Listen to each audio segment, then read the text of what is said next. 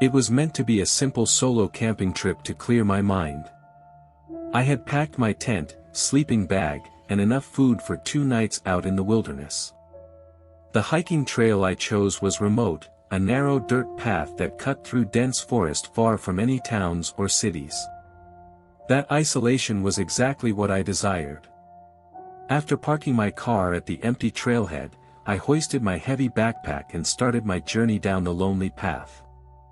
The summer air was thick and humid under the canopy of trees. I relished the natural solitude as I went deeper into the forest. Aside from the chirping of birds and rustling of critters, it was quiet. 2 hours in, I came across a small decrepit cabin nestled between the trees just off the trail. It looked abandoned, with boarded-up windows and peeling paint. I paused to examine it from afar. Curiosity nudged me closer, wondering who would build a cabin out here in the sticks. As I approached, something moved inside. My heart froze. Through a crack in the wooden wall, a shadow crept past. "Hello?" I called out nervously. There was no response, only stillness. Unease settled over me. I had no cell phone signal out here and hadn't passed anyone on the trail. Whoever was inside clearly wanted privacy if they had chosen such a remote location. I decided to give it to them and hurried onward. By late afternoon, I reached my intended campsite, a flat clearing surrounded by soaring pines. As the sun dipped below the treetops, I set up my tent and rolled out my sleeping bag inside. Before it got totally dark, I gathered sticks and rocks to make a fire pit, hoping it would keep any wildlife away during the night. The flickering flames were my only companion. I heated up a can of soup for dinner and ate it while gazing into the hypnotizing fire. The mix of dancing shadows and still darkness beyond the light made me feel small and alert. Anything could be lurking just out of sight. Exhaustion from hiking soon took over though, and I extinguished the fire. Ensconced in my sleeping bag inside the tent, I drifted off to sleep to the sounds of the forest. Some time later, I awoke to the snapping of a twig right outside. Adrenaline shot through me. Had an animal caught my scent? Holding my breath, I listened intently but heard nothing more. Eventually, I convinced myself it was just a curious raccoon and managed to fall back asleep. When I opened my eyes again, the first rays of sunlight were peeking through the nylon tent. As I sat up to stretch, a human silhouette passed by the tent wall. I froze. Who else could be out here? Slowly, I unzipped the front flap and peeked outside. There was no one in sight. However, the ashes in my fire pit had been disturbed. Fresh footprints that were not my own trailed into the surrounding trees. My skin prickled with unease. Someone had been at my campsite while I slept. I hastily threw on my boots and emerged from the tent to investigate. That's when I spotted him watching me from between the trees. Though the morning light was dim, I made out his unkempt appearance. He just stood there staring with an unreadable expression. He must have been the one inside the cabin yesterday. "What do you want?" I demanded, trying to sound intimidating. The man said nothing. He simply turned and strode away into the shadows of the forest. I debated going after him, but thought better of it. Who knew what he was capable of? Wasting no time, I tore down my camp and shoved everything recklessly into my backpack. I didn't feel safe here another minute. As I hustled back the way I came, I couldn't help glancing over my shoulder periodically. What if he was following me? The presence of that man haunted me all the way back to my car. Who was he and why was he camped out alone in the middle of nowhere? What would have happened if he caught me still asleep in my tent? Just thinking about it gives me chills. I'll never go camping solo that deep in the woods again. Though nothing truly bad occurred, the potential dangers hidden out there in the remote wilderness will stick with me always.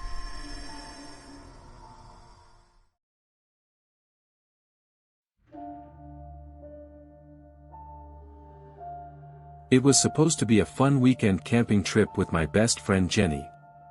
We were both 19 and wanted to celebrate finishing our freshman year of college. I convinced my parents to let me borrow their SUV, and Jenny and I packed it up for a drive out to rural farmlands where we could camp without being bothered. The drive itself was part of the adventure.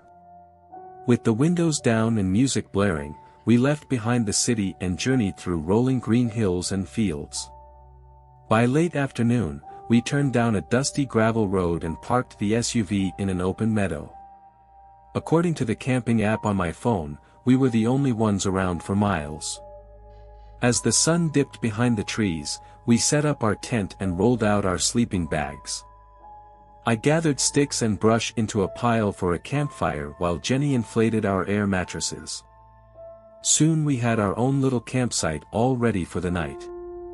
When it was completely dark, I used matches to start a cozy fire. Jenny and I sat in folding chairs next to the flames, snacking on chips and telling stories. Out here away from any city lights, the stars shone bright in the night sky. After laughing together for over an hour, we were starting to get tired. I was just about to suggest turning in for bed when headlights suddenly appeared in the distance. Jenny and I squinted into darkness. Who else would be out here at this time of night? A pickup truck rumbled up the gravel road toward our campsite. It parked just on the edge of the firelight and idled there. My veins turned icy as possibilities ran through my head, none of them good. What should we do? Jenny whispered frantically. Before I could respond, the driver switched off the engine and emerged from the truck. He was a middle-aged man dressed in dirty jeans and a ragged flannel shirt. Shaggy gray hair poked out from under his baseball cap. In the glow of the fire, I noticed a massive duffel bag slung over his shoulder. Alarm bells rang in my head. "Howdy there," he said in a gravelly voice as he shuffled toward us. My body tensed.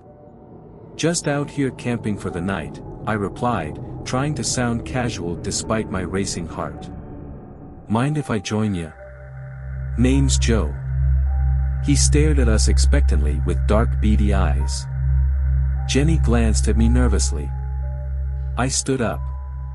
"Sorry, but we were just about to turn in actually. Maybe some other time." Joe frowned and rubbed his scruffy beard. He didn't move from where he stood just at the edge of our camp. The bulging duffel bag remained secured over his shoulder. "Y'all sure I can't join for just one beer?" He gestured toward the cooler sitting near the tent.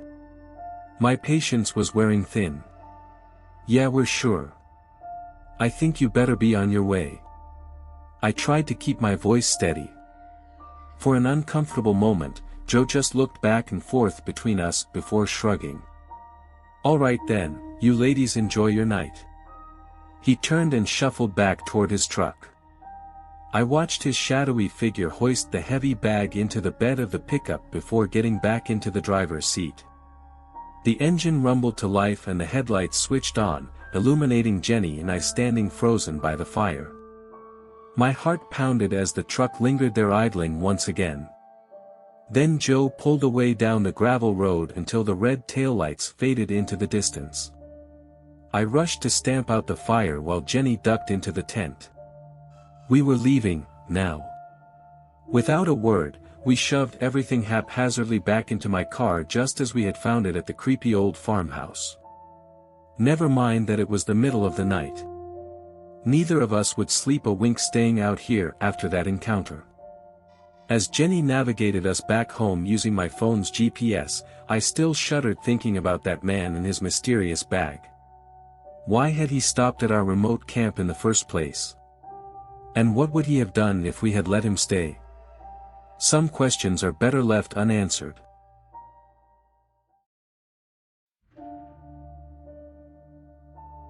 Camping in the remote wilderness has always been one of my favorite pastimes. I try to go on backpacking trips as often as I can with my best friend James. We've known each other since elementary school and share a passion for hiking. Last fall, James and I planned an overnight camping excursion in the Appalachian Mountains. We mapped out a route that would take us through thick forests and across rocky ridges to a stunning valley overlook. I took off work Friday so we could get an early start on the trail Friday morning. The weather was perfect, clear and crisp autumn skies. James and I shouldered our heavy backpacks laden with gear and set off on our trek. We hiked along the initial manicured trail, but soon it turned into a mere footpath winding through the mountains. Using our compasses and topographical maps for guidance, we navigated the increasingly rugged terrain. By late afternoon, we reached a ridge overlooking the valley we had aimed for. It was a breathtaking view. We took a break to rest and refuel with protein bars and water. According to the schedule we had mapped out, we were making great time. I figured we could reach our intended campsite near the valley within the next 2 hours before sunset. Re-energized, James and I continued on. But perhaps half an hour later, I realized James had fallen behind. I stopped to wait for him to catch up, expecting he had paused to take pictures on his phone. Minutes ticked by and he still didn't appear. "James!" I called out. No response except my own echo. Concern started creeping in. We had been side by side this whole trip. It seemed unlikely he could get turned around this close to the valley. I waited a bit longer, shouting his name periodically. The shadows grew longer as the sun sank lower. Still no sign of James. With no cell service out here, I had no way to contact him. Fearing something was very wrong, I finally dropped my heavy pack and retraced my steps, moving as quickly as the rocky terrain allowed. About 10 minutes back, I discovered a steep slope, dotted with loose shale. My heart dropped. There were clear signs of a rockslide, including James's red backpack among the rubble. "James!" I scrambled down the tricky slope, desperate to find my friend. About halfway down, I spotted his body sprawled against a boulder, his left leg bent at an odd angle. He was conscious but grimacing in pain. "My leg," he groaned through gritted teeth. I breathed a huge sigh of relief that he was alive. But from the awkward angle of his leg, I could tell it was badly broken. There was no way he could hike out. Night was falling fast, and I knew I had to get help. "Just hang on, buddy, I'm going to get you out of here," I assured him. Leaving him with some water and protein bars, I sprinted back to my pack and dug out my emergency beacon. Help was on the way. By the time the rescue helicopter airlifted us out hours later, I was exhausted from the emotional roller coaster. But all that mattered was that James was alive. He would recover with time. Our close call was a harsh reminder that the wilderness can turn treacherous in an instant. I'm just thankful to still have my best friend.